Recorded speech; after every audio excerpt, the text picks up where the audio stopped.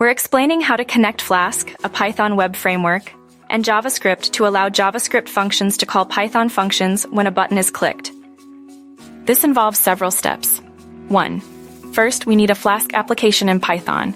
This application will define a route, a URL, that our JavaScript will interact with.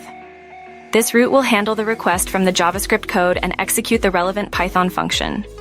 Let's create a simple function that, for instance, adds 2 numbers. We'll use Flask's request object to get the numbers from the JavaScript code. The result of the Python function is then returned as a JSON response. 2. Next, we need the HTML file, which includes the JavaScript code. This file will contain a button. When the button is clicked, the JavaScript code will send a request, using fetch or similar, to the Flask route we created earlier. This request sends the 2 numbers to be added. 3. The JavaScript code will then receive the JSON response, the sum calculated by the Python function, from the Flask application. This response will be parsed and displayed on the page, updating the user interface. This involves using fetch or a similar method in JavaScript to make an asynchronous request to the Flask backend. The key here is that the request is made to a specific URL route we defined in our Flask application. The data sent in the request needs to be formatted appropriately, typically as a JSON payload.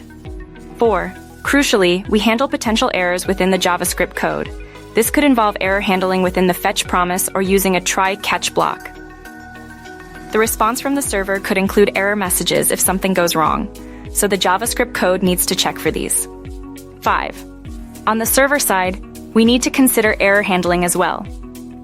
Our Flask route should be robust enough to handle any errors gracefully and return appropriate error messages to the client, the JavaScript. A try-except block can catch exceptions that might occur during the execution of the Python function, preventing crashes and providing informative feedback to the user. 6. Remember to run both the Flask application and have the HTML file served by a web server. Or simpler, use a simple Python HTTP server to serve the HTML file for testing. The JavaScript will send requests to the server address where the Flask app is running.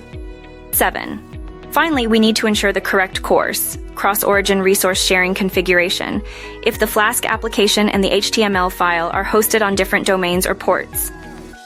This is important to avoid browser security restrictions that might prevent the JavaScript from making requests to the Flask app.